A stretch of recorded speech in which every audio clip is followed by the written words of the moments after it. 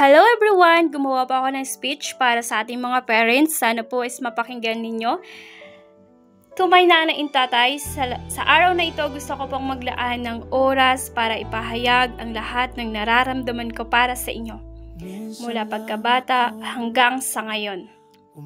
Kayo ang naging gabay, sandigan at inspirasyon ko.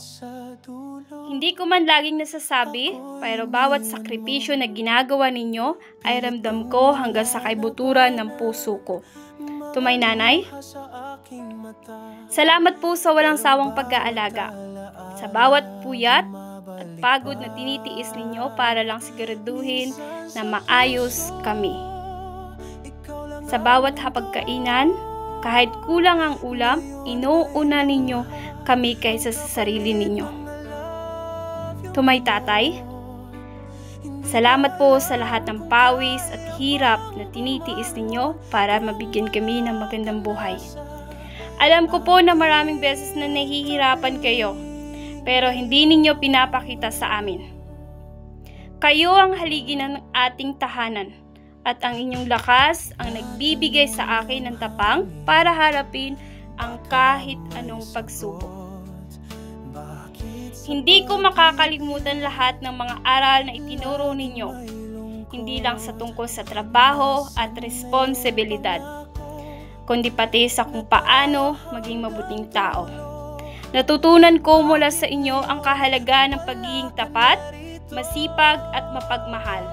To my nanay, ang mga yakap ninyo ang nagbibigay sa akin ng kapanatagan kahit sa pinakamasakit na panahon. To my tatay, ang mga payo ninyo ay nagsisilbing ilaw tuwing madilim ang daraanan ko. Alam ko po na minsan, matigas ang ulo ko at may pagkakataong nasasaktan ko po kayo.